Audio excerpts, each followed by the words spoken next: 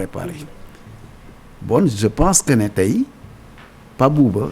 bu ko waa Tëngéej ci ni ngeen di waxee delloo njukkal Sénégal yëpp la ñu delloo njukkal man ba ma fa demee si suba sama yaram sax da doon daw ni ko sunu kilifa Hadj Mansour di waxee ndax Ndefane HLM ñëpp mobilisé wu chapiteau boobu muy wax rëy na mais koñ yi foo dem affiche pour Pape Bouba ngay gis nit ñi seen bopp dañ ci ànd ak teey dal ndax rek xale bi ni mu meloon gisuma fa benn cambar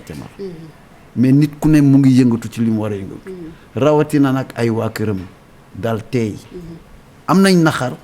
mais ni ñu gisee nit ñi mobilisé wu dafa mel ni dañu fàtte seen naqar di dalal gan yi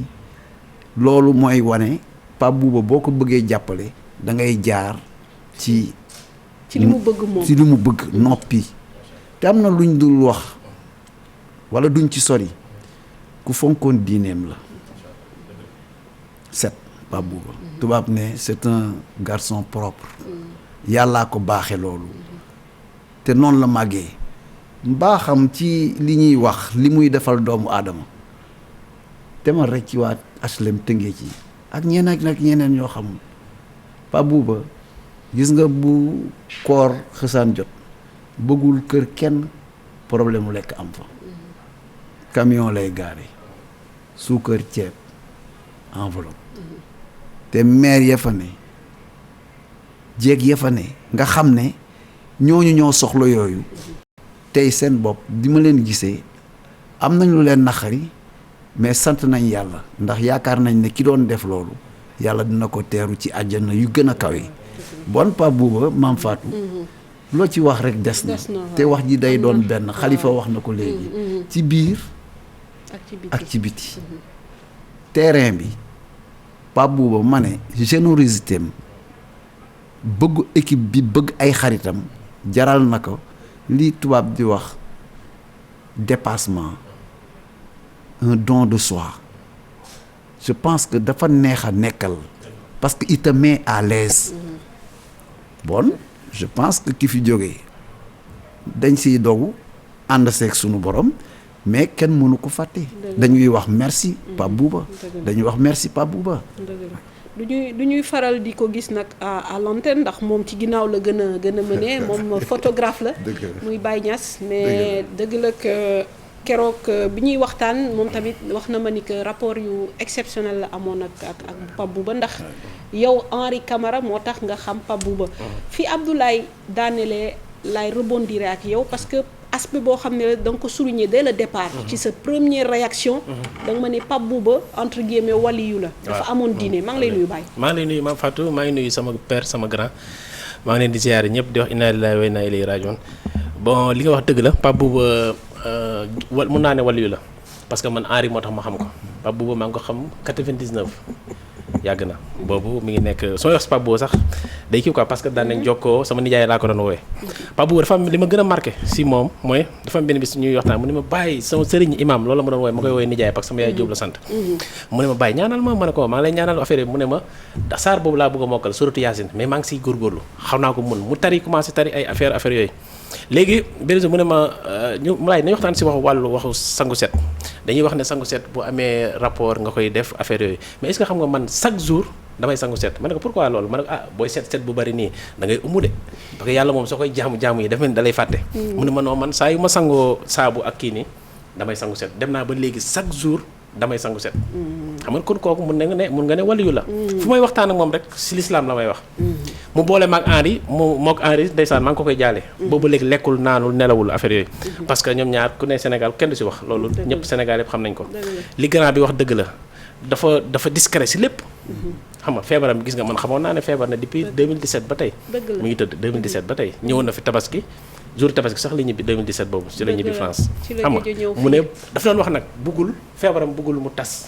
parce que lu ko yàlla teg la te dina ko gérer dafa muñ ba gaañu ba fi mu tëdd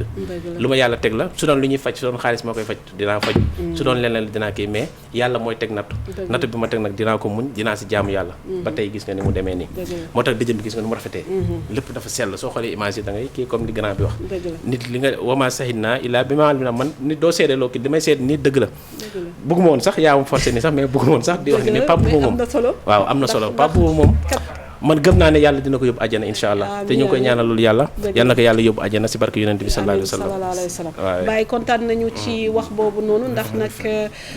nit tamit seedal ko lu baax yaakaar naa surtout ci circonstances yi dañ koy wax sax bu jullit génnee àdduna na ñëpp di wax lu baax ci moom donc am na solo nga wax lii nga xam ne sénégalais yëpp dinañ ko dégg donc dañuy delluwaat aéroport international bu Blaise Diagne fekki fa aussi Pape Fara Gningue ndax xam naa cérémonie bi bu tàmbaliwul tamit li ci des bëriwul gis nañu délégation yi officiels yi ñëpp yegg si nañu donc Pape Fara dégg naa ni avion bi dafa am un peu de retard pour ne pas dire 1 heure de retard mais est-ce que atterrir na waa avion bi yegg si na Maam Fatou su ma juumut oto bii nii ci ginnaaw yaakaar naa ne ci la kooru Pape Bouba Diop bi daal di nekk famille bi ñoom ñoo yegg si noonu kon koor bi yegg si na famille bi ñoo nekk noonu ci oto bi weex bi nii ngay seen nii sama ginnaaw jamono ji lu ndaw a ci des ndax avion bi wàcc na fële famille bi la ñuy indi noonu ñu daal di ñëw mën a dem toog fële ci tribune bi président mu nga fa ndax nag kii nga xam ne moo nekk Idriss Seck nekk ci autorité yi moom ñëw na toog daanaka d'une minute à l'autre président dina ñëw oto bi mu ngi noonu gis nga ko di dem famille Pape Bouba ñoom ñoo ci nekk jamono ji ñuy wàcc ñu dem installé leen kon mooy néewu Pape Bouba Diop dem si yàlla si yegg si na fi mu toll nii fi nga xam ne moom moo nekk ci tarmac bi kon d'une minute à l'autre rek dinañ tàmbali lii di cérémonie bi ndax ñëpp fi mu ne loolu la ñuy xaar gis nga avion Air Sénégal oto ba nag mu ngay jëm fële ca tribune officielle ba bu ko defee ñu mun a nag doomam ji ak soxnaam si ak ñeneen ñi tamit daal fee nekk Mame Fatou. est-ce que mën nga ñu fàttali tamit ñi teew parce que yaa ngi tudd président Idrissa Seck évidemment président Macky Sall mais ci autorité yi fa teew est-ce que mën nañu xam ñan ak ñan ñoo fa nekk. waaw pour l'instant ñu ngi seen noonu ki nga xam ne moom moo nekk Idriss Seck mi may wax léegi seen nañu président Youssou Ndour ñu toog gis nañ ko tamit ministre des sports Matar Ba ñëw na fi fédération bi maître Augustin Senghor ñëw na fi sax ci kanam tuuti di ngeen dégg réaction am daanaka mu ngi foofu yegg si na naka noonu tamit ñoom Mbaye Diouf Dia seen nañ leen fii ak tamit dirigeant yu tëngee ji ñëpp ñu ngi fii toog fa ñu nekkee nag dafa xaw a sori tuuti waaye waa 2002 ñu nga ne toog ca wet ba ñeneen ñi daal di toog nii jamono ji daal mën nañu wax ne lépp yemb na instant bi ngir ñu waajal ndax autorité yëpp ñëw nañ waaye li ñu nemmee ko Mame Fatou dal gi ak teey gi xam naa ni Pape Bouba meloon moo tax cérémonie bi daan ni mel nit ñi fi mu ne tekk ak teey la ñu àndal toog di xaar njaboot gi ñoom ñooy wàcc noonu ci oto bi maa ngi seen doom ji góor ji mu ngi noonu di wàcc sol yére bu weex ak tubay ji soxla sa mu ngi noonu daal di wàcc ab soxna tubaab la takk ab masque ñu ngi noonu ñu leen di yóbbu nag ñu dem toog mu ngi sol nag robe bu ñuul daal di yor li nga xam ne nag moo nekk benn chakosom ñu ngi koy yóbbu ci kaw fi mu ne nag fi ñu war a def koor bi tamit mu ngi ne ñu teg ndax wax nga ko dañ ko war a décorer ni ki tey mu nekk lu am solo ndax li nga xam ne def na ko Sénégal Augustin Senghor ne bu ñu dindee ñetti biiwu Pape Bouba Diop ci coupe du monde bi Sénégal daawul woon dem fenn pour wan la nit ki importance bi mu amoon jamono ji daal ñoonu lañ séeñagoon ak place bi nga xam ne président Macky Sall dina fa toog soxna si mu ngi noonu di koy tegal 16 mu toog Mame Fatou nit ñaa ngi tàccu ñu ngi tàccu ndànk njaboot gaa ngi noonu di ñëw nag am na ñeneen ñu ko accompagner ay tubaab ñaar ñu jigéen ak doomam bi ak ñeneen ñoo xam ne xam naa sûrement ñu ko jege lay doon. dëgg la merci Pape Fara. par l'assistance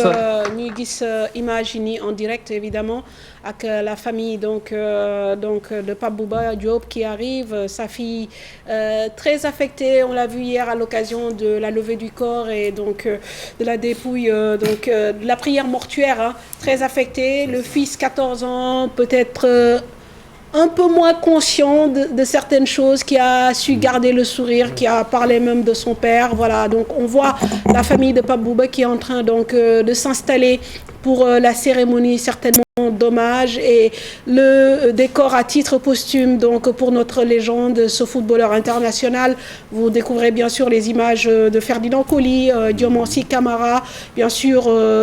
les anciens internationaux qui se sont aussi mobilisés. Si je ne me trompe également Omar Diallo qui est juste derrière au niveau de l'assistance. Tout le monde arbore ce fameux numéro, ce numéro 19 et Pape Bouba le disait, il ne faut pas l'oublier, ce numéro 19, celui qui a marqué le premier but du Sénégal dans l'histoire de la Coupe du Monde et effectivement on ne pourra pas l'oublier. Alors Abdoulaye, juste dire effectivement que c'est la sobriété qui règne, c'est la sérénité qui règne à l'image donc du personnage qui était Pape Bouba Diop. Je crois que le scénario est calé, les gens ont compris et ça rassure. Moi je pense qu'à l'image de l'homme, le disparu, c'est cérémonie sobre, mais cette cérémonie sobre est pleine de signification, doit en tout cas nous aider à comprendre la personnalité de l'individu. Très bien. En tout cas, il le mérite. C'est tout ce que je... Et chapeau aussi aux autorités. Bien sûr, oui. Ça, Ils se sont mobilisés, c'est du effectivement. respect. Ouais. Que ce soit la fédération, le comité olympique, l'État, tous les sportifs se sont mobilisés pour une cause. Tout à fait. C'est douloureux, Ouais. mais ça aussi, ça rassure. Bien sûr. Alors nous allons d'ailleurs prendre tout de suite la réaction de Augustin Senghor, président de la Fédération sénégalaise de football. Ni mu ko waxee candidat également à la présidence de la Confédération africaine de football, faut-il le rappeler. Ni mu ko waxee Coupe du Monde boo ci dindee Bouba Diop entre guillemets dara dootu du si dese ji donc koo xam ne la bindal na boppam histoire am. ñu déglu Augustin Senghor au micro de Pape Fara Gningue. waaw tey bu may wax ci Pape Bouba li ñu siy jàpp rek mooy que nit koo xam ne la dafa wone li nga xam ne moom la ñu namm ci doomi réew ak li nga xam ne mooy suñuy valeur ñun Sénégal muy lan Pape ci biir terrain ku ko xam jom nga ko xamee woon xarañ bëgg a wone li tax mu mérité sol maillot national ba pare nekk coéquipier bu baax bu weesoo loolu Pape wone na xarañ boo xam ne avant na milieu terrain défensif doon joué waaye bu soxlee Sénégal soxla but moom moo koy dem wuti mën naa ne tey bitam yooyu ci coupe du monde nekk na but yoo xam ne buñ ko amul woon xëy na Sénégal du yegg fi mu yegg bu weesoo loolu Pape ci biti beneen xar kanam bi mu doon wonee mooy xar kanam bi ñu namm si bépp doomi réew maanaam lu la yàlla may bayre nga wàccee sa bopp nekk koo xam ne ku discret nga nekk koo xam ne ku xam ne vraiment ku maanu la te Pape noonu la dundee ba bi muy génn àddina gis ngeen ko sax feebaram ñu bare yëguñ ko donc ñu mel noonu dañuy suufeel seen bopp si seen dund waaye defe naa askan bi ñun ñoo am pour yëkkati leen bu ñu génnee àddina wane leen pour ñu nekk loo xam ne royukaay la ñu nekk pour yeneen génération yi nga xam ne tey ñu ngi ci football bi ñu ngi ci yeneen secteur ci vie Sénégal pour que ñooñu mun ci roy pour vraiment mu jëlañ leen pare jëriñ suñu réew. Voilà Augustin Senghor alors Abdoulaye Sarr ni nga ko waxee taxawaay bi rafet na yaakaar naa ni même amoon mbébét ci ñenn anciens internationaux yi bi nga xamante ni Pape Bouba sonn na ni ko El Hadj Diouf waxee bëggoon nañ ko indi via avion médicalisé jotoon nañ ci waxtaan sax ak autorité présidentielle yi ku ci mel ni Marième Faye Sall donc ni ngeen ko gisee ni kii di Macky Sall mi ngi yegg si nànk ci li nga xam ne mooy tribune officielle bi ngir mën a teewee cérémonie bi donc am na taxawaay mobilisation c'est vrai que ni daf ñuy fàttali aussi bi fi Jules François Bocandé jógee émotion bi ak mobilisation populaire bi tey gis nañ lu ni mel bien que contexte bi xaw a jafe ndax dañu nekk aussi ci contexte pandémie Abdoulaye Sarr. Effectivement, mais il faut quand même louer l'attitude des autorités. Et ça aussi, ça peut galvaniser un pays, surtout des jeunes. C'est de la reconnaissance. Et ça, c'est important dans la vie. Donc aujourd'hui, moi je pense qu'elle vient de le dire, Mame Fatou, on est en contexte de pandémie. Mais je crois que c'est une cérémonie solennelle quand même. Et l'homme le mérite, sa famille le mérite. Pape Bouba, on peut aligner tout ce qu'il faut comme superlatif. Mais on revient au On va écouter l'hymne national.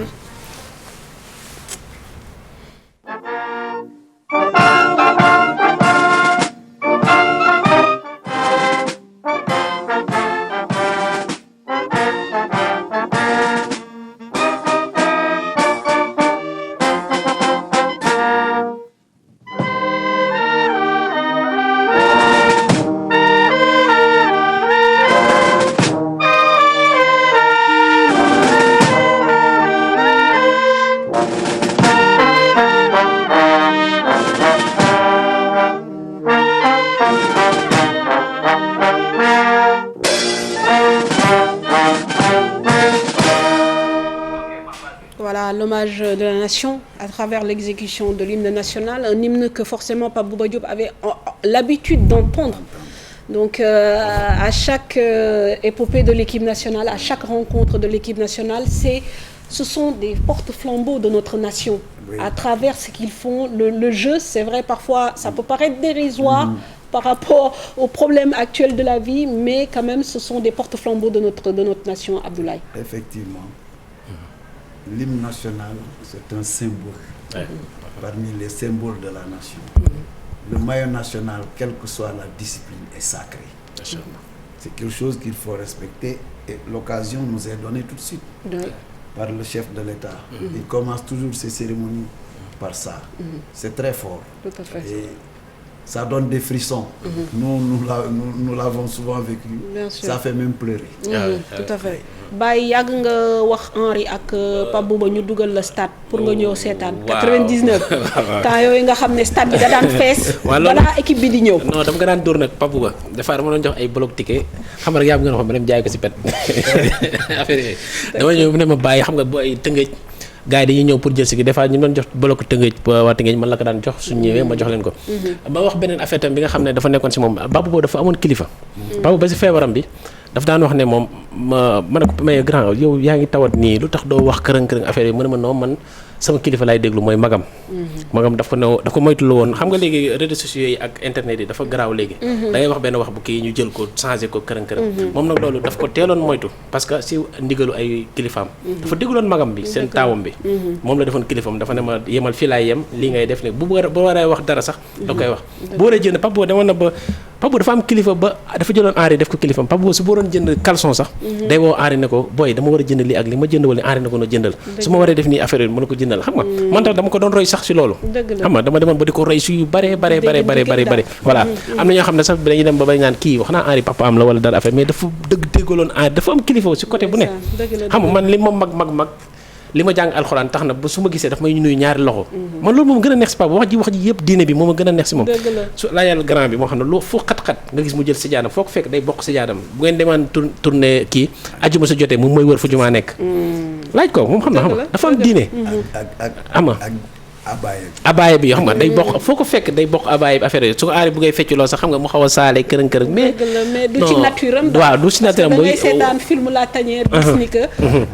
des fois Henri moo koy poussé naan ko fecc gisoo bu dugalee ñaqal xam nga parce que yooyu ñun daf ñu marqué da nga daan dóor sax parce que suñu génération ñun foofu mooy li Cheikh Tidiane Diaw di wax foofu la ñu xamee suñu première grosse émotion c'est vrai que y a eu 86 gisoon nañu métit bi nga xam ne amoon na après la déception bi ñu je pense Côte d'Ivoire dooree mais boobu xale la ñu woon mais 2002 dafa fekk ñu xàmmee gis xam donc film boobu di La Tanière yaakaar naa ni dimanche d'ailleurs dinañ ko diffuser sur la TFM da ngay gis ni que Henri moo koy yëngal naan ko ñaqal feccal nii mais Pape Bouba da ngay gis ni que nit ku timide la am na benn instant Henri jël ma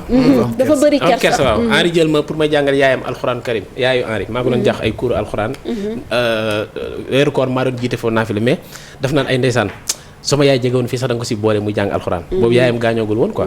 sama yaay jegoon fii da nga ko si boole ba dafa bëgg alxuraan bëgg diine am na benn rakko Henri Camara bu ñuy wax Riyane Camara maa ngi ko koy jaale moom tamit xaritam la woon fa leen fekk ñoom ñaar day affaire alxuraan la ñuy wax Riyane dafa tuub rakko Henri Camara la kii xam na ko da ko doon jàngal sa moom Pape Bouba naan ko nii ngay jullee nii ngay jàppee nii ngay defee affaire yooyu foo ko fekk si affaire diine lay wax daal diine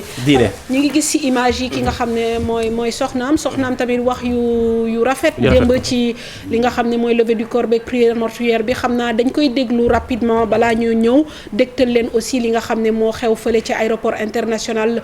bu Blaise Diagne du ñàkk tamit ñu retrouver waat ki nga xam ne mooy Pape Fara Gningue ñu déglu la défunte donc la veuve pardon de Pape Bouba Diop. Je ne pensais pas avoir quelqu'un aussi impressionnant à côté de moi, je ne me rendais pas compte, je découvre tous les hommages, ça fait vraiment plaisir. Franchement, je suis fière de lui. Je ne sais plus quoi dire, tout a été dit. On a décrit son caractère, on a décrit sa ligne de vie, sa discrétion. Il mérite tous les honneurs qu'il a, il les mérite. Merci. On est fiers, nous sommes fiers de lui. Merci beaucoup. Voilà, donc une veuve fière bien sûr de son défunt époux, bien sûr, donc Comme vous le savez,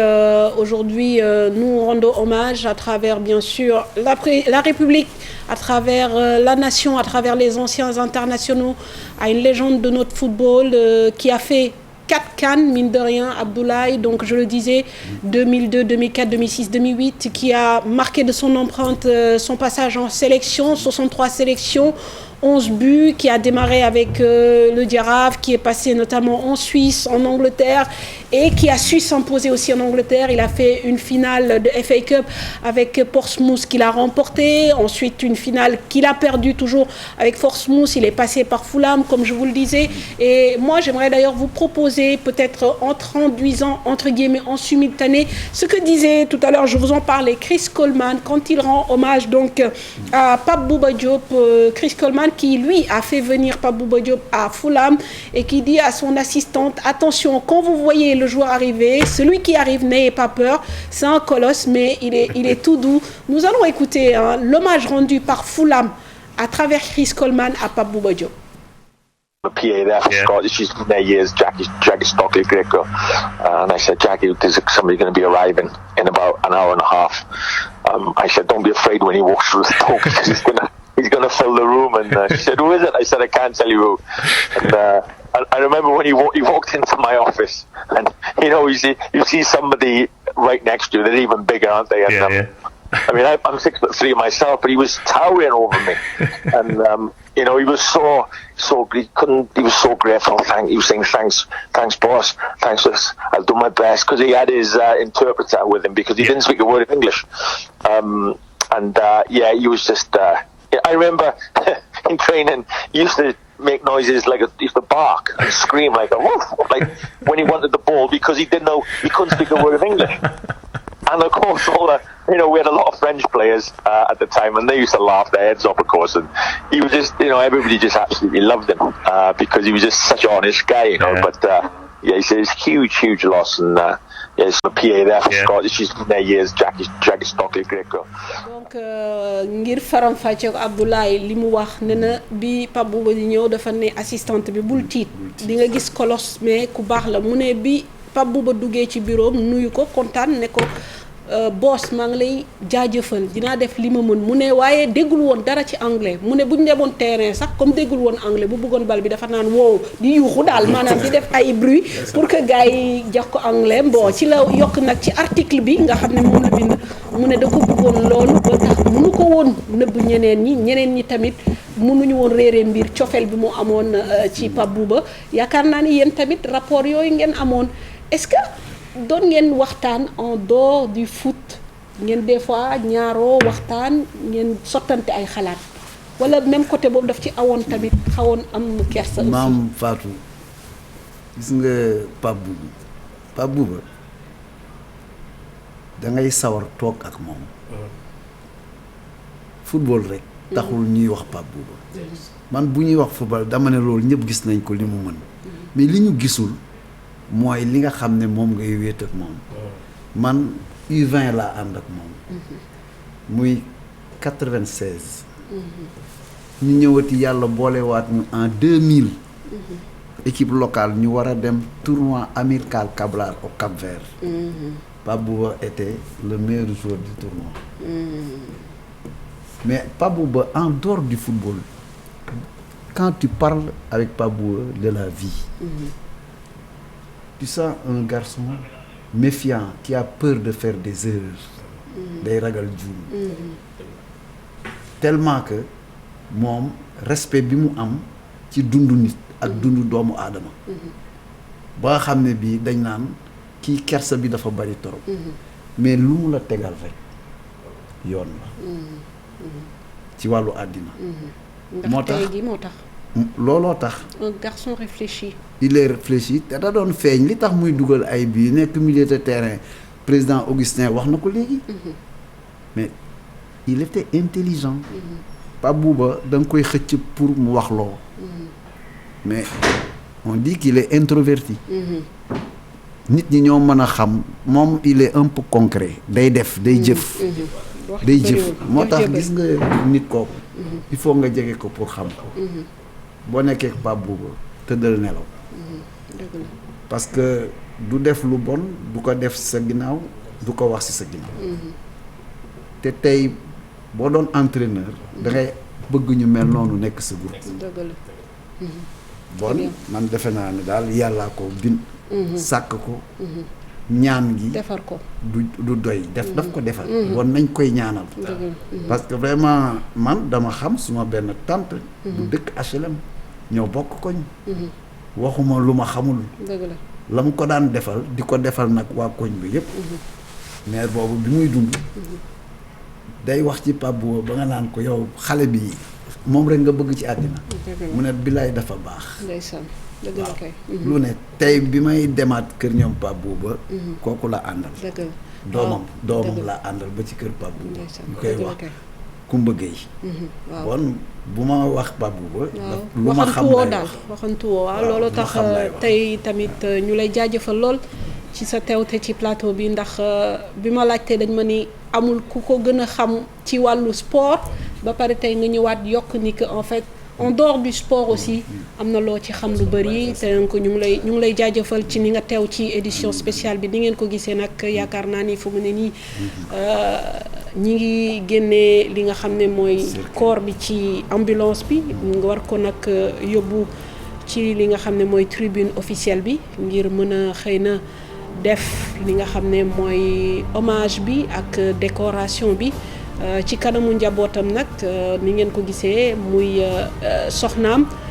doomam bu góor ak doomam bu jigéen yaakaar naa li ma wax rek république moo teew tey armée police ñëpp a ngi teew pour ngir rendre hommage ki nga xamante ni siggil na Sénégal siggil na Afrique te li wane ni siggil na Afrique mooy légende de football yëpp delloo nañ ko njukkal gannaaw ba ñu yëgee ni génn na àdduna ku ci mel ni Didier Drogba ku ci mel ni Samuel Eto'o ku ci mel ni André Ayew ñoom ñëpp def nañu poste ne ko tu as rendu fier l'Afrique ndax Sénégal bés bu muy dóor France yaakaar naa ni Afrique gi yëpp a nekkoon ci ginnaaw Sénégal ngir mu def jaloore donc voilà procession bi nànk-nànk ngir poser li nga xam ne mooy cercueil bi ci espace bi nga xam ne réservé devant donc le gouvernement, devant le président de la République, bien sûr Macky Sall, et devant ses anciens coéquipiers. Donc pour cet hommage, comme je le disais, de la nation à l'endroit de Pape Bouba Diop, voilà, et devant sa femme qui est restée depuis, de toutes les images qu'on a vues, une dame restée très très digne. Donc voilà. Et je suis certainement qui est obligé de l'être aussi pour sa famille, pour ses enfants et pour son entourage. Voilà donc. comme li Ablaye wax lii moom dafa rafet président de la république ñu koy delloo njëkkal parce que tamit lii dafa rëy trop. xam naa ne grand bi xolam sedd na. wax dëgg yàlla parce que lii dafa rëy trop. si Pape Bouba macha allah mérité na ko bu baax a baax a baax a baax. yal na yàlla yërëm ko. du ñu fàtte tamit. cité ñi nga xam ne ñooy 12e gaynde yaakaar naa ni bokk nañ ci ñu fa jiitu ak tamit clubam bu njëkk di Jaraaf nga xam ne dañoo mettre à disposition un bus mu jóge kër Jaraaf yóbbu supporters yi yóbbu leen fële nga xam ne mooy AIBD lépp ngir delloo njukkal donc xam naa ni waa Rufisque tamit kenn demul ñu des maanaam daal tey Sénégal a daje fii nga xam ne mooy aéroport international Blaise Diagne ngir delloo njukkal koo xamante ni képp kuy sénégalais nga fekkee période boobu bégal na la bégte boo xam ne am na début waaye amul fin donc yaakaar naa ni cérémonie bi mooy continuer di wéy donc ñoom du ñàkk président de la république xam naa jël kàddu wax ministère des sports tamit mi ngi fi ku mel ni aussi donc Idrissa Seck président du conseil économique et social mi ngi fi donc gis ngeen émotion bi yaakaar naa ni lii ça se passe de commentaires donc les images parlent d'elles-mêmes c'est un décès une disparition qui en a choqué plus d'un Abdoulaye je pense que ñun ñëpp bi ñu yégee ni que Pape Bouba dëddu na am na loo xam ne wàññeeku na ci ñun ndax xëy na surtout ñi nga xam ne yëguñu woon ne dafa tawat voilà am nañ lu leen bett daal maanaam donc lii daal mooy li nga xam ne moom la ñuy gis en direct fële ci aéroport international bu Blaise Diagne di xaarandi nag xëy na président de la république jël kàddu ak ñeneen ñoo xam ne peut-être war nañoo mën a wax ci bis bi ndax tamit denc bi suba la xëy na tey dafa naroon xat bu ñu naroon jóge fii voilà bëgg dem Rufisque parce que programme bi mu jiitu li jiitu dañ ne woon tey lañ koy denc mais finalement denc bi suba la Abdoulaye. waaw finalement dañ koy denc suba ci 11h. ci cimetière u Dangu à Rufisque. defe naa ne ni ñuy def nii tamit baaxoon na si. Pape Bouba jàdd fii. ñu ñukkal ko. parce que lii sportif yëpp lañ ko defal Sénégal yëpp lañ ko defal. moo taxoon ma ne autorités yi aussi ñu gërëm leen ci lii. muy waa fédération waa comité olympique état bi. parce que lii rafet na rafet boo xam ne di nga fàtte sax sa naqar. mais li ma mënti wax rek mooy. gis nga xale bi luñ ko defal rek. bu yeboo ñu xeeb ko. waaw parce que Tëngéej gëmu dëkk. ñoo ko seedeel. ku koy jaale nag da nga koy jaale waa Tëngéej yëpp aussi. jaale ko waa Sénégal yëpp. Afrique ni nga waxee. Pape Bouba dafi l'homme des premiers. premier but du Sénégal coupe du monde. Pape Bouba. meilleur buteur coupe du monde. Pape Bouba. yàlla bu lay jox. day mel ni dalay fay sa jëf rek. dëgg la donc je pense que ne lii man dafa sedd suma xol. dëgg la dina tax. te dina encourager. voilà dina tax njabootam si secteur yëpp bu nekk waay du football rek wala sport. ku nekk fa secteur yëpp fa nga yëngatu rek. ba ca tool baak yëpp. dëgg la booy liggéey. liggéeyal te yàlla. dëgg la ci koo xam ne yow sa àdduna yëpp discrétion nga ci bëggoon. mais nga def ay jaloore yoo xamante ni àdduna yëpp la xam. c'est ça voilà donc yàlla des fois tamit mooy fay. ci ay misaal donc yëf bi peut-être du ci ay wax mais des fois ay jëf la ñuy rétribuer. moo tax kenn mënul fexe ba doo xam Bouba Diop ñu déglu El Hadj Ousseynou Diouf xam naa mu sànni ci ay kàddu.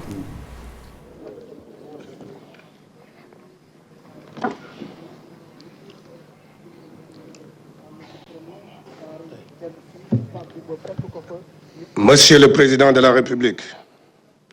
Monsieur les membres du gouvernement, Monsieur le Président de la Fédération sénégalaise de football, Monsieur les membres de la famille du football, très chère Marie-Aude, chers enfants Aaron et Awa, la famille Diop ici présente, mes frères Gaïndé, que dire de plus aujourd'hui après le vibrant hommage rendu à Papa Bouba Diop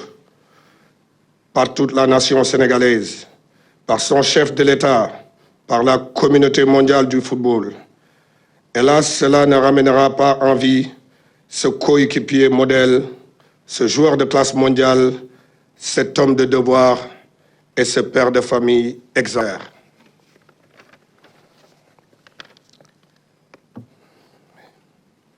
Papa Bouba Diop a marqué son époque, accompli fidèlement avec dignité sa mission sur Terre. Aujourd'hui, nous, la génération 2002 et celles qui ont suivi, saluons la mémoire d'un vrai lion. Un Gaïndé que nous voulions tous ressembler,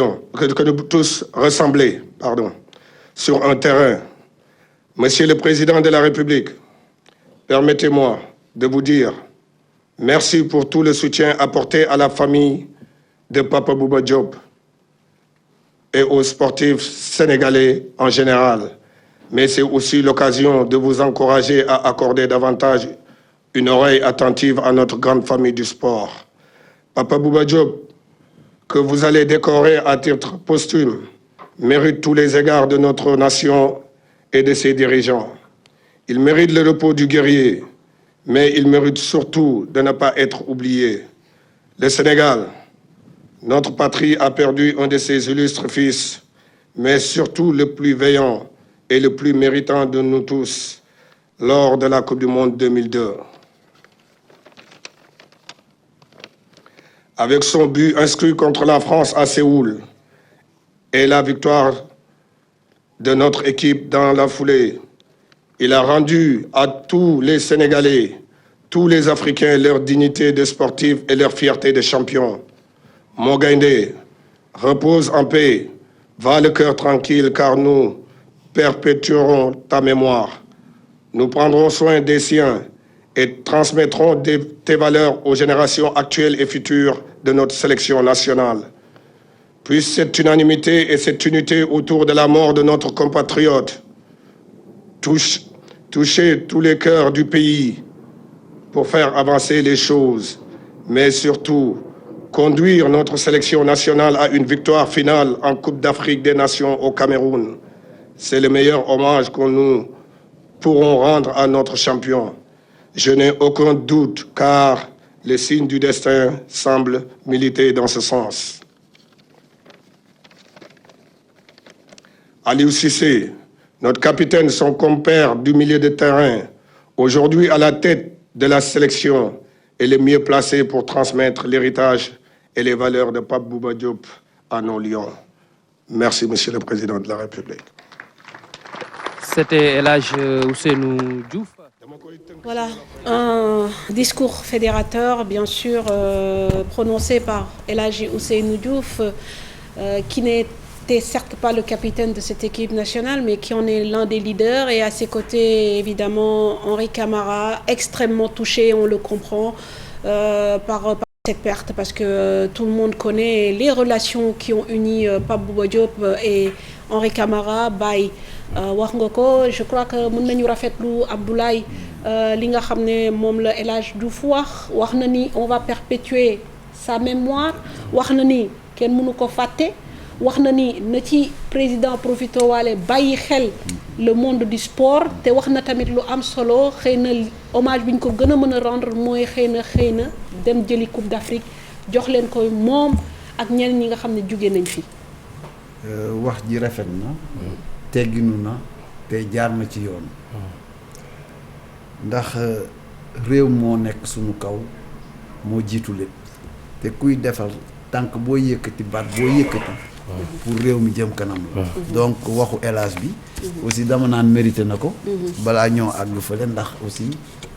les ballons d'or africains 2 fois donc buñ ko joxee aussi teraanga la bon je pense que ne teraanga dafa baax Aliou Cissé moo doon capitaine tey moo yor gaynde yi ñu jox El Hadj loolu delloo njukkal la rek ay teraanga rek moo war ci doomu àdduna doomu ay donc tey li mu mën a wax mooy lii war na tax ngay sóoraale sa morom ëllëg di ko jox cër di ko delloo njukkal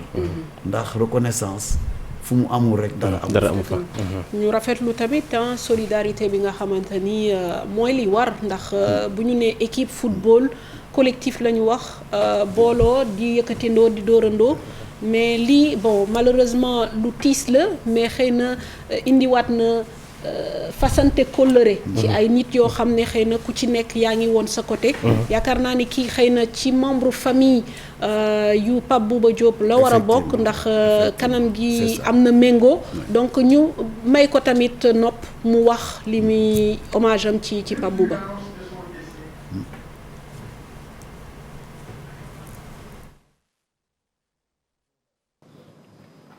Arraché à notre affection à un âge si jeune, Papa Bouba Diop reste éternel dans nos cœurs et prières. Il a été un fils affectueux, un frère respectueux, un neveu dévoué, un petit-fils adorable. Fils modèle, vaillant et digne gaïndé, il a aussi été un citoyen modèle à l'image d'un ambassadeur engagé sur les terrains du devoir, aux côtés de tous les lions de la génération 2002, ici présents.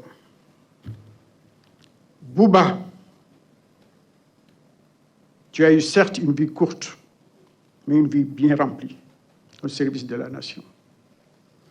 Une vie marquée par un sens aigu de l'honneur,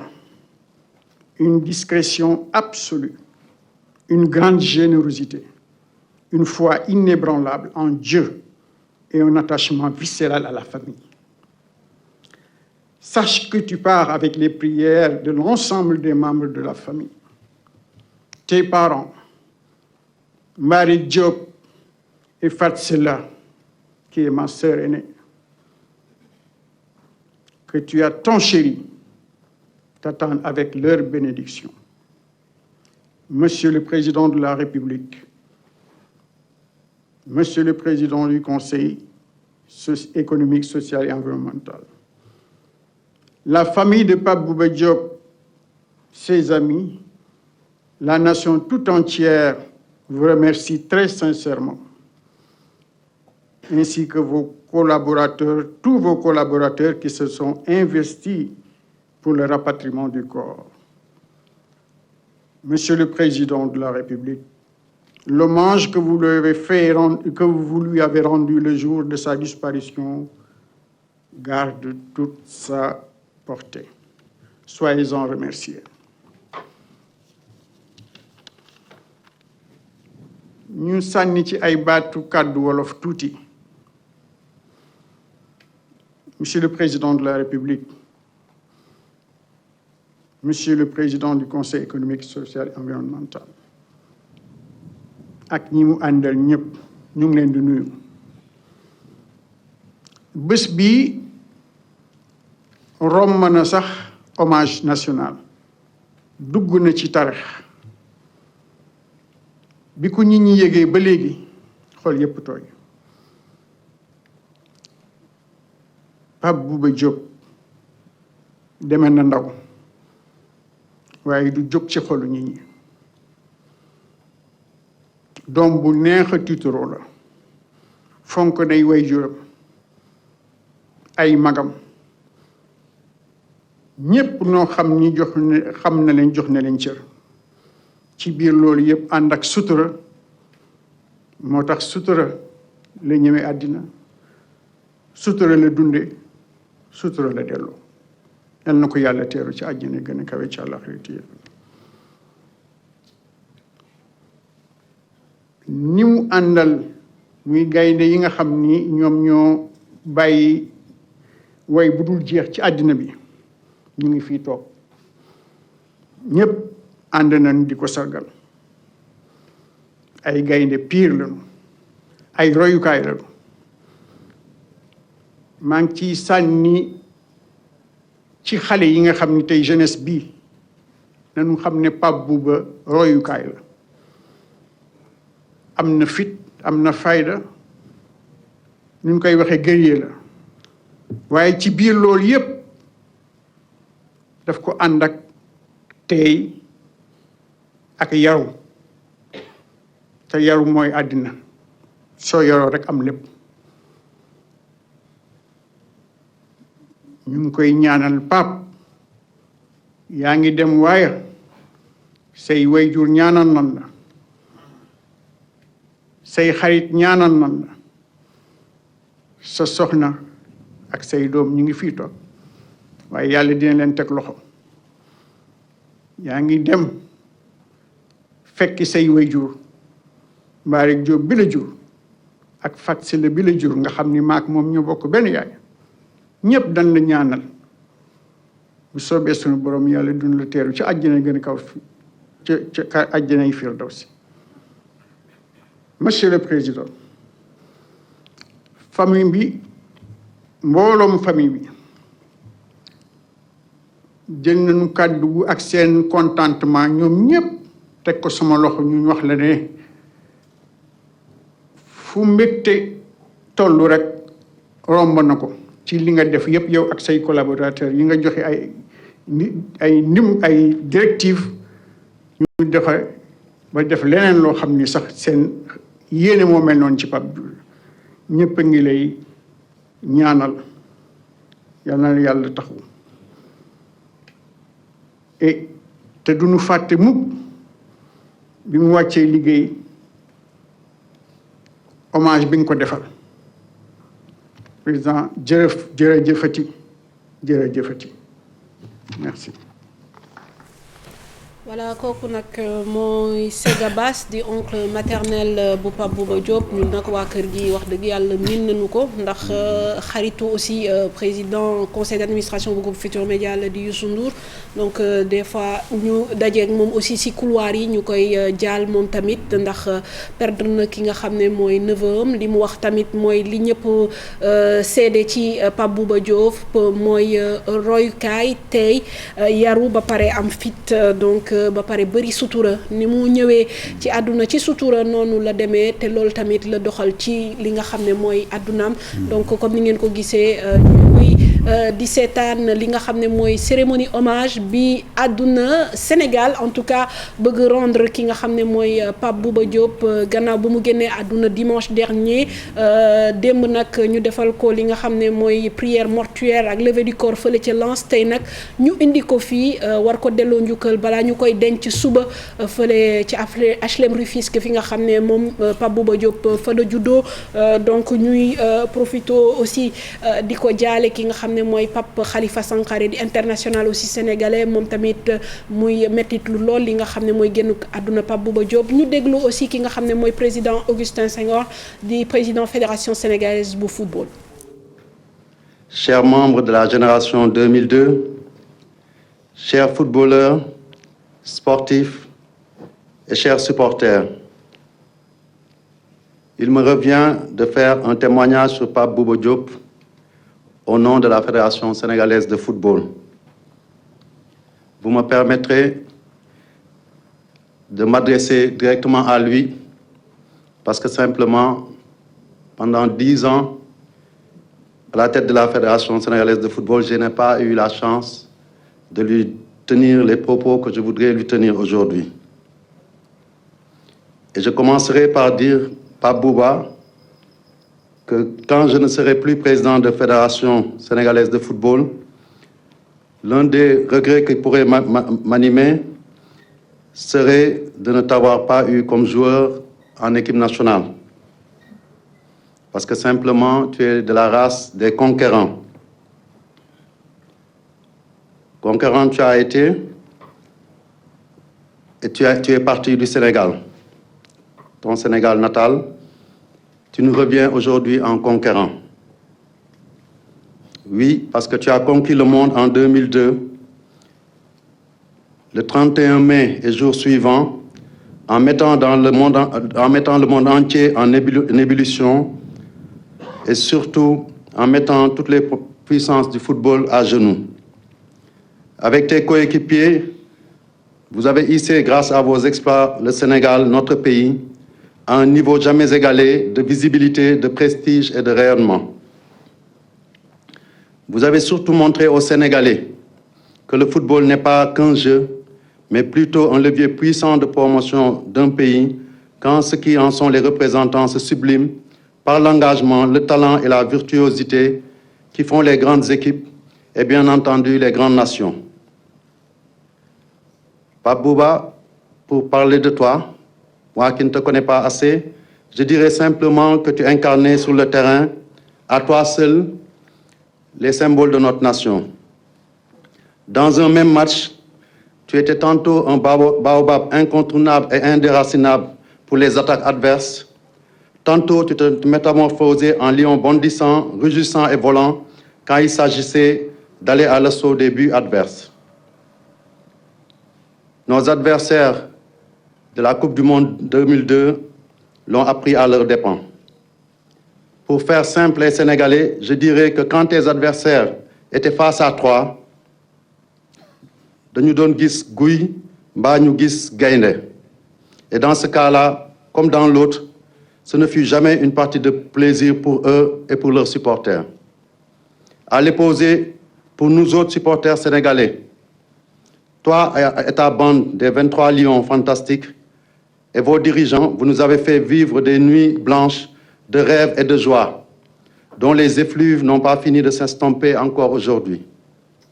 Pape Bouba, ton brio, ton mordant et ta vaillance sur le terrain n'avaient d'égal que ton humilité, sa sobriété, voire ton effacement dans la vie de tous les jours. C'est la marque des grands hommes qui se subliment jusqu'à la mort quand la nation l'exige et qui, une fois leur mission accomplie, s'abaissent de toute leur envergure au niveau du commun des citoyens. Ceux-là qui sont comme toi, le peuple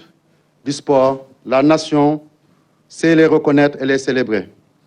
Et aujourd'hui, je pense que c'est de cela qu'il s'agit. À ton épouse Marion, à tes enfants Aaron et Awa, à ta famille tout entière, à tes à tes amis de la brillante génération 2002, à ta ville natale de Rufisque, ta ville d'adoption de Lens, à tout le peuple sénégalais, le chef de l'État, le président Macky Sall en premier lieu, la FSF, le monde du football, le monde sportif, par ma voix, présente ses condoléances les plus attristées et s'engage à perpétuer ta mémoire par devoir pour la postérité. Ton étoile ne s'éteindra jamais, parce que tu as œuvré pour être un modèle des générations futures. Gaïndé, tu as été toute ta vie. Gaïndé, tu demeures là devant nous. Gaïndé, tu seras pour l'éternité. Mënuñu la fay, Yàlla dina la fay. Je vous remercie de votre attention. Voilà les mots très touchants de Augustin Senghor, qui effectivement avoue n'avoir pas eu la chance de côtoyer, en tout cas de manière directe. Donc Pape Bouba Diop, comme on disait, c'est peut-être un regret qu'il nourrit, que nous autres journalistes, je l'ai déjà dit, nourrissons également. Parce que c'est un homme discret, on aimait honorer, mais Abdoulaye, discuter avec lui, parler de sa carrière, parler de son but contre la France, beaucoup de choses, des mémoires, tant qu'il était vivant. Mais comme le disait Khalifa, c'est l'un des rares joueurs pour lesquels il est difficile de donner des anecdotes, tellement il a eu une vie effacée. Mais sur le terrain, et il vient de le rappeler à juste titre Augustin Senghor, Guy Lewon pour les adversaires, Gaïndé pour les supporters, on était content de l'avoir avec soi. Donc Pape Bouba, en fait, c'est un peu un paradoxe de la vie. Ni dañuy bëgg fës, c'est ce qu'il n'a jamais cherché à faire. Ñu déglu le président Macky Sall, président de la République. Monsieur le président de la Fédération sénégalaise de football, distingués membres de la famille de Pape Bouba Diop, son épouse, ses enfants et sa famille, amis, alliés et coéquipiers de Pape Bouba, M. Gervais Martel, ancien président du FC Lens, mesdames et messieurs, nous sommes réunis ici pour une circonstance bien triste suite au décès le dimanche 29 novembre 2020 de notre regretté Pape Bouba Diop, ancien joueur international de football. À l'annonce de la disparition de Pape Bouba, toute la nation sénégalaise, surprise et meurtrie, est tombée sous le choc. La perte est immense pour sa famille, pour la nation et pour le monde sportif. De son club de Ndefane Saltigué de Rufisque au Jaraaf de Dakar, en passant par les meilleurs championnats européens, jusqu'au sommet du football mondial, Pape Bouba s'est forgé un brillant parcours, tel un rayon de soleil qui illumine tout sur son passage. Footballeur talentueux et intelligent, il était connu pour sa rage de vaincre hors du commun. Et nous avons tous en mémoire le fabuleux match d'ouverture de la Coupe du Monde, le 31 mai 2002. Après une course époustouflante sur plus de 40 mètres, Pape Bouba inscrivit le premier but de cette édition, qui était également le tout premier but du Sénégal en Coupe du Monde de football. Face aux champions du monde sortants, Pape Bouba et ses coéquipiers nous offrirent ainsi la victoire qui plaça pour la postérité le nom de notre pays sur la planète du football mondial. Ce but et les deux autres qu'il marqua quelques jours plus tard résumaient les qualités emblématiques de leur auteur, le courage, le sens du jeu, la détermination et le patriotisme. Ironie du sort, le 31 mai 2002, c'était un vendredi, comme ce 4 décembre 2020. notre joie et notre liesse d'alors n'ont d'égal que notre tristesse et notre peine d'aujourd'hui. Pape Bouba était un joueur modèle, discipliné, convenant et affable, apprécié par ses dirigeants et ses coéquipiers, comme en atteste le témoignage élogieux de son ami El Hadji Diouf, ainsi que de Henri Camara qui était à ses côtés, mais également je salue toute la couvée de 2002. En lui, le sportif se confondait aussi avec l'homme. Malgré la gloire, Pape Bouba est resté un homme simple, modeste et discret. Ses parents, voisins et amis l'ont dit. Pape Bouba était un humaniste, courtois, généreux et pieux. En ces moments d'émotion et de douleur infinie, mes pensées affectueuses vont à son épouse, à ses enfants, à sa famille, à ses amis et à ses coéquipiers. En particulier, je l'ai rappelé, ceux de l'épopée de 2002, dont certains sont ici présents. Au nom de la nation, je leur présente nos condoléances émues et leur exprime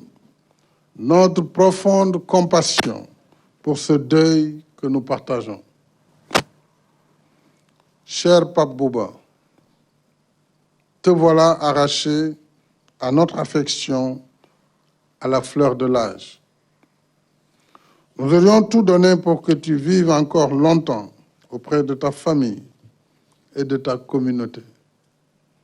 Hélas, le décret divin s'est accompli imparable. En bon croyant, tu t'y étais sûrement préparé. Te voilà parti. Mais si courte qu'elle fût, ta vie aura été utile à ta famille, à ta communauté et à ta nation. Gatche ngalama, Pape Bouba. Tu nous as comblés de joie, de bonheur et de fierté. Tu as honoré ta famille, ta communauté et ton pays. Tu as rempli ta mission sur terre. Nous te serons éternellement reconnaissants. Les morts ne sont pas morts, dit le poète Birago Diop. Par ton œuvre grandiose, tu ne mourras jamais. Nous te garderons toujours dans nos cœurs. Ton souvenir restera à jamais gravé dans nos mémoires. Et pour honorer ta mémoire, j'ai décidé de vous élever à titre posthume à la dignité de grand officier dans l'Ordre national du Lion et également d'offrir ton nom au musée du football qui sera érigé très prochainement au Stade du Sénégal à Diamniadio.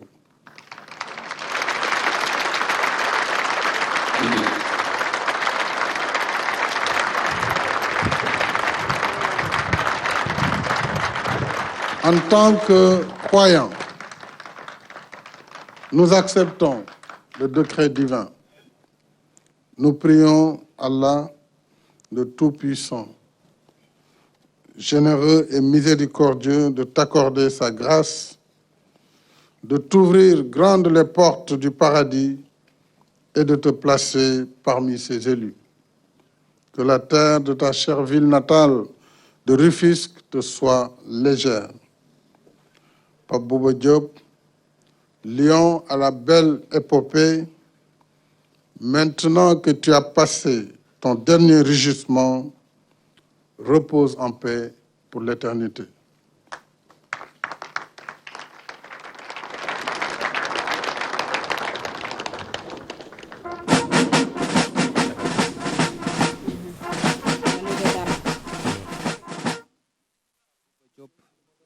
sera...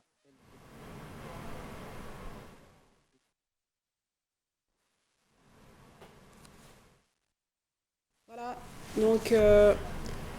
le président Macky Sall qui va évidemment décorer, comme il a dit, à titre posthume Pape Bouba Diop, donc la distinction la plus haute de la République. Et à l'achèvement du stade de Diamniadio, le musée de football portera donc le nom de l'ancien international Pape Bouba Diop, des images que nous suivons en direct donc, depuis l'aéroport international de Blaise Diagne. Et voilà, le décor à titre posthume, comme il l'a si bien dit, pour le milieu de terrain Pape Bouba Diop. Et bien sûr, une levée d'armes pour accompagner la dépouille mortelle de l'international sénégalais, qui sera inhumé, on le rappelle, au cimetière des HLM Rufisque. Alors, Abdoulaye, c'est vrai que ce sont de grands moments d'émotion. Il faut être très fort pour ne pas craquer, mais merci à l'État du Sénégal pour cet hommage rendu à une légende du football sénégalais.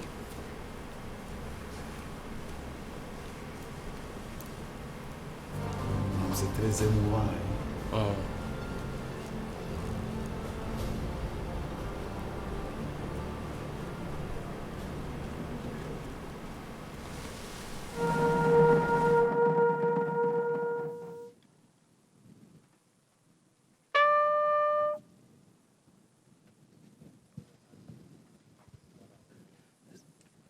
C'était la sonnerie au mort. Recueilli devant la dépouille de Pape Bouba Diop,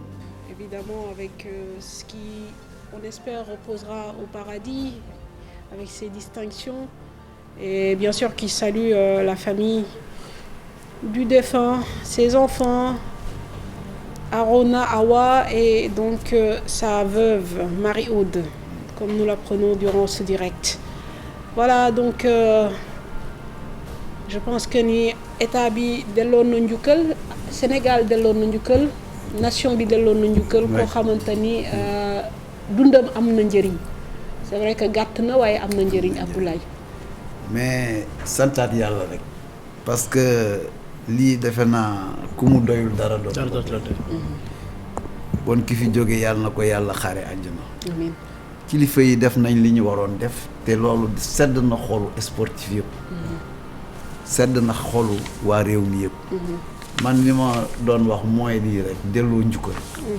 te cérémonie bi war nañu jox ay jàngat yu bari.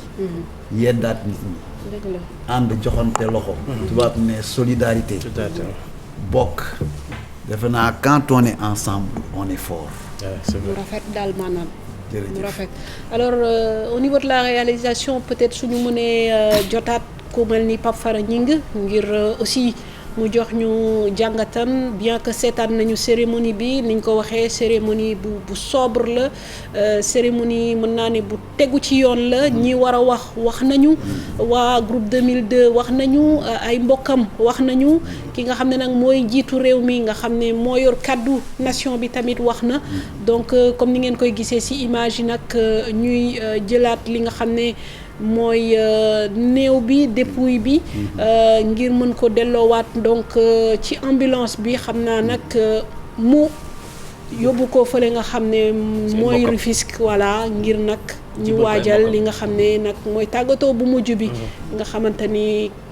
kenn du ci mucc. Donc voilà, loolu tamit lu jara bàyyi xel la. Donc ci kanamu ñi nga xamante ni ñooy ay mbokkam niñ ko waxee, ñi nga xam ne ñoom la nekkaloon équipe nationale, yaakaar naa ni tey ñëpp mobilisé wu nañu ngir cérémonie bi rafet. te voilà, bien que nag du tax mu dellu si waaye dina giifal xolu ñi nga xam ne ñooy sénégalais yi dina giifal xolu aussi ñi nga xam ne mooy ay jege ñaaleem muy famille am ndax ci circonstances yu mel ni Abdoulaye ak Baye c'est vrai que le soutien des autres mooy tax tamit nga tenir parce que ku nekk dund nga ko des fois nga perdre ku la jege voilà mais nit ñi niñ lay jàppale ak niñ lay soutenir mooy tax te yaakaar naa ni famille Bouba Diop tey weetuñu ci li nga xam ne mooy tiis bi dëgg la ba si loolu ba si comme li grand bi wax rek lii nii sax ñun ñëpp ku si nekk war nga si jàngat yàlla su defee dara rek ku si nekk war nga si jàngat lii tam daf may fàttali tamit man sama waajur bu góor bu mu génne àdduna 2002 fekk moom ak Henri ñu ngi waroon voyager dem boobu Henri mi ngi Sedan moom mi ngi lance guddi gi ma xaw a tayal noonu mu ne ma mais bàyyi lan la xaw ma dóor noonu affaire ma ko noonu dara xam nga dee suy ñëw si yow da nga koy sentir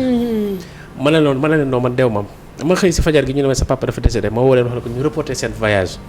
mu yëkkati xaalisam du ma wax som bi sax xam nga mook Henri ñu jox ma ko pour ma dëjëlee ko sama papa xam nga loolu tam daf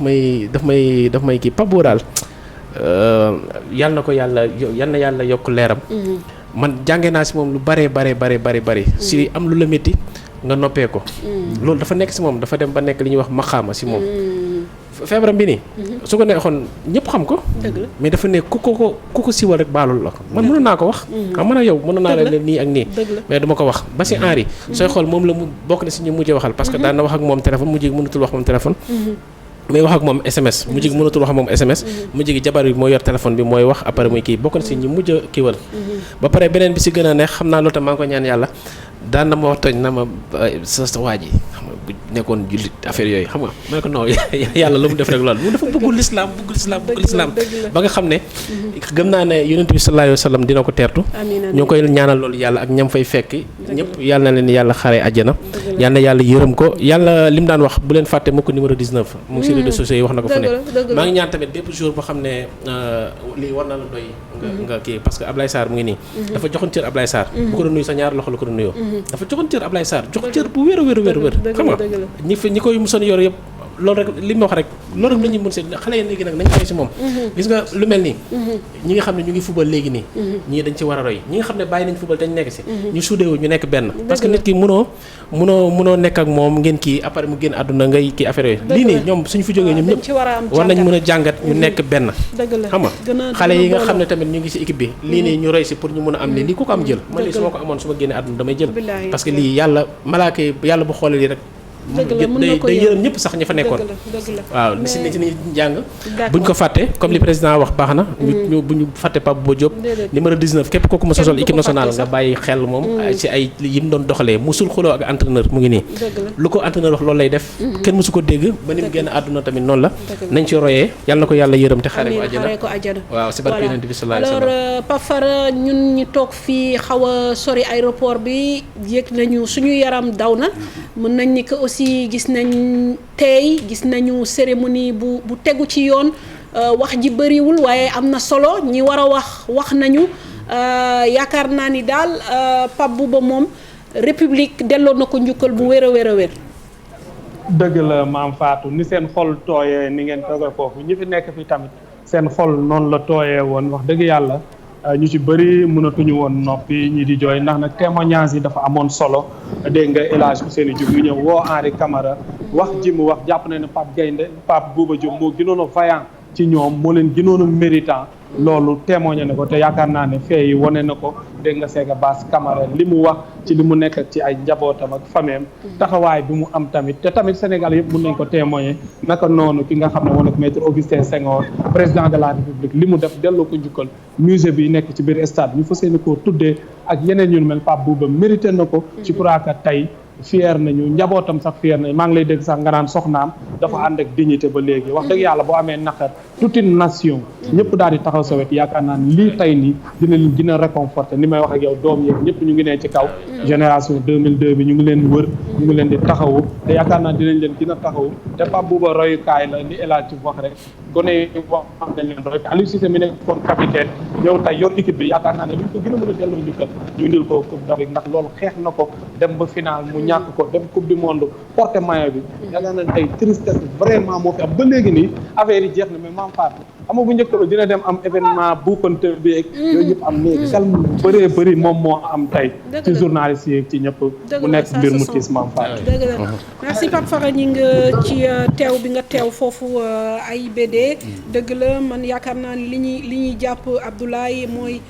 une vie utile li président Macky Sall wax nga dund bi am njëriñ ci sa wàllu njaboot ci sa wàllu nation ci sa wàllu ñoo xamante ni peut-être mosoo leen gis mais impacté nga seen àdduna te loolu Pape Bouba def na ko. mais maam dama lay delloo njukkal ndax yaa ngi utiliser ay mots yu juste des mots forts une vie utile loolu la doomu aadama bu nekk di ñaan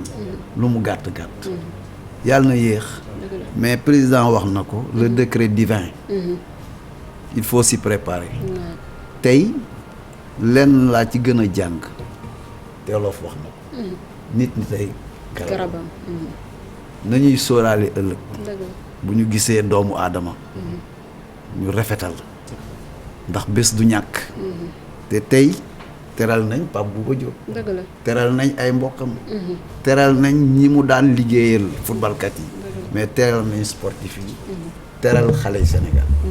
bon defe naa même ci bés bi bés bu metti la mais footballu Sénégal sportu Sénégal moo fi war a jóge lëkkaloo doon benn ñu xëccandoo di dóorandoo loolu buñ ko defee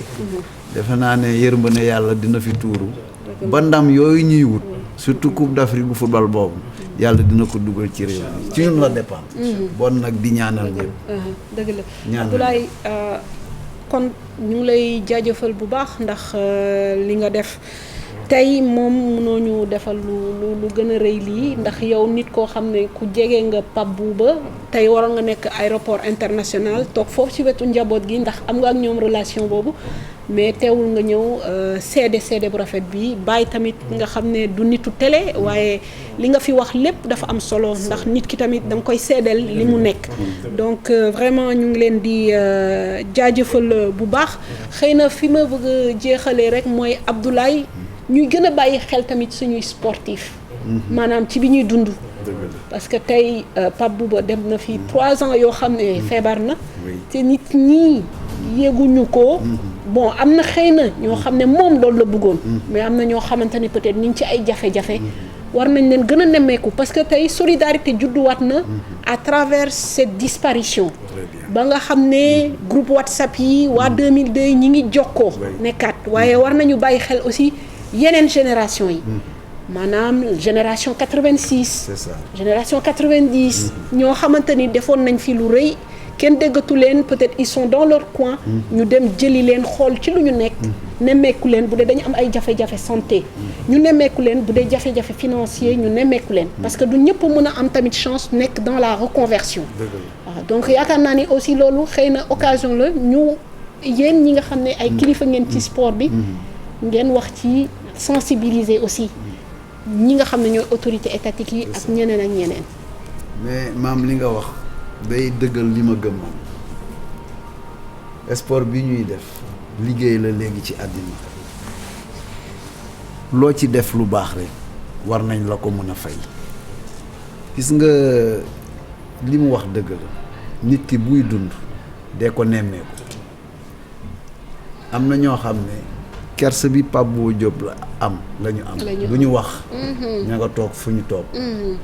bon reconnaissance boobu maanaam delloo njukkal il faut aussi mu am ci ñi ŋànk football bi autorité yi ñoom ñuy dox loolu seetante bi sax lu rafet la wala jékki-jékki jël sa téléphone ne diw gëj naa ko dégg te def na fi lii ci réew mi naa làmbatu seet ci lu mu ne moi je pense que solidarité boobu ci ay c'est dans l'esprit du sport nee naa sport boo ci mënul am xarit bàyyi ko ku ne war na mën a farfenn mais nga nangu keneen farfenn jongante mën a am mais bu jongante jeexee mbokkoo moo am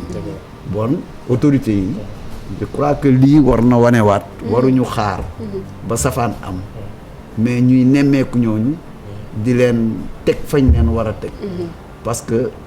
li ñuy wax am na lu ñu def ci réew mi te it man defe naa rek warul sax yem ci sport nation dañu war a solidaire waaw dañu war a solidaire jàppante te essayer kuy def lu baax ñu encourager ko wane ko siiwal ko parce que sport bi aussi am na ñu bari ñoo xam ne dem nañu mais day mel ni dañ leen fàtte di def ay événements yoo xam ne pour ñooñu la mais di def ay événements yoo xam ne pour ñi fi nekk la. ba da ngay gis sax ancien sportif buy ñëw ci stade. bëgg a dugg ñu téye ko parce que ñi fa nekk xamuñu ko. ma ne mais ñooñu nañ leen defal ay lu leen di identifier. defal leen ay badge defal leen ay. naka la tudd ci ay carte yoo xam ne. bu ñu ñëwee wane ko rek ñu dugg. yooyu yëpp teraanga la. te parce que def nañ fi dara te loo gis nag. li mu wax reconversion dafa gaaw ci sport yàggul mais ñooñu bu ñu paree aussi am na leneen lu ñu war a dund mais ñu gën leen jàppale gën leen toppatoo mais ñu nit suñu biir ñu fexe ba lëkkaloo alors di jàppalante mooy li ma waxoon sànq c'est ensemble qu'on est fort seul on n'est pas dëgg la on n'est pas Abdoulaye maa ngi lay jaajëfal bu baax encore une fois di donc fàttali ni tey lu ñu fi dajee mooy hommage bi nga xamante ni àdduna bi Sénégal en tout cas ak république bi rendre nañ ko ki nga xam ne mooy Pape Bouba Diop ni ngeen ko xamee mu génn àdduna dimanche bii nii suba tamit ñu war ko denc fële ca cimetière yu Rufisque yi donc tey nag ñu doon accueillir corps bi fii nga xam ne mooy aéroport international bu Blaise Diagne niñ ko waxee nag ay mbokkam ak ñi nga xam ne bokk na ak ñoom liggéey bi ñoom ñëpp ñu teew famille am proche ñi nga xam ne aussi ñooy état teew président de la République président du conseil économique social et environnemental donc gannaaw ga nag discours bi nga xam ne Macky Sall def na ko mu décider tamit jox ko li nga xam ne mooy titre à donc décoration à titre posthume ngir ma faram-fàcce ko rek bañ a am benn njuumte il l'a élevé au rang de grand officier dans l'ordre national du Lion et le musée national du football qui sera érigé au stade Diamniadio portera son nom donc loolu mooy njukkal bi nga xam ne état du Sénégal defal na ko à l'endroit de donc Pape Bouba Diop nga xam ne suba dinañ ko denc bàyyi ñu ngi lay jaajëfal xanaa ñu bàyyi la rek nga jeexal waaw maa ngi la koy jaale di ko jaale coach di ko jaale waa Tëngéej di ko jaale maire Fanta Kourouma Riane Camara Pierre waa kër Henri Camara yëpp ñoom Mathieu ñoom Jam cousin boobu noonu maa ngi koy jaale Papiko maa ngi leen koy jaale ñëpp di ko ñaanal yàlla yal na yàlla yërëm ko yal na yàlla xaaree ko àjjana yàlla nañu fi yàgg di ko ñaanal lépp lu ñu ko ñaanal yàlla yal na yàlla nangu ko si barke yonent bi sallallahu alayhi wa sallam si barke alxuraanul karim merci Abdoulaye Sarr ñu ngi lay jaajëfal bu baax di la ko jaal tamit jërëjëf Mame Fatou comme ni nga ko waxee rek tey aéroport Blaise Diagne laa waroon dem mais yéen aussi dama leen di jaajëfal parce que bu ngeen ma woowee ci yu mel nii lu ma doon def dama ko war a bàyyi ndax toog fii ak fële yëpp pour man benn la mais di wax encore réew mi yal na fi yàlla dolli jàmm di jaale xaritam yëpp jiital ci Henri xam naa ni ñu meloon mais aussi di jaale waa Tëngéej ci vraiment réew mi yàlla na fi yàlla dolli jàmm dëgg la waaw ñuy profité jaale waale aussi ki nga xam ne mooy Mohamed Mendy doon ancien joueur u Jaraaf nekkoon aussi ancien international sénégalais bokk na ci ñi nga xam ne def nañu épopée 92 bi mu génn àdduna tamit cette semaine ñuy jaale aussi ki nga xam mooy Pape Siré Dia nga xam ne tey waroon na fi teew waaye nag dafa nekk moom it si dëj voilà donc perdre yaayam il y a à peine une semaine su ma juumul le baay donc moom aussi voilà même jour donc moom aussi suñu nit ku baax la donc dañuy profité aussi jaale ko yaayam waaw Ngañ Sarr bu Louga waay génn na àddina moom it ñu ko koy jaale d'accord yal na ko yàlla ok yal na ko yàlla xare ajana di leen jaajëfal ci teewlu bi di remercier équipe technique bi ma accompagné notamment Apoulaye à la réalisation et puis Mamadou Ndiaye aussi mi doon assisté ci ginnaaw ak képp koo xam ne jàpp na ci liggéey bi ngir mu yemm di leen jaajëfal di leen wax ngeen yendu ak jàmm merci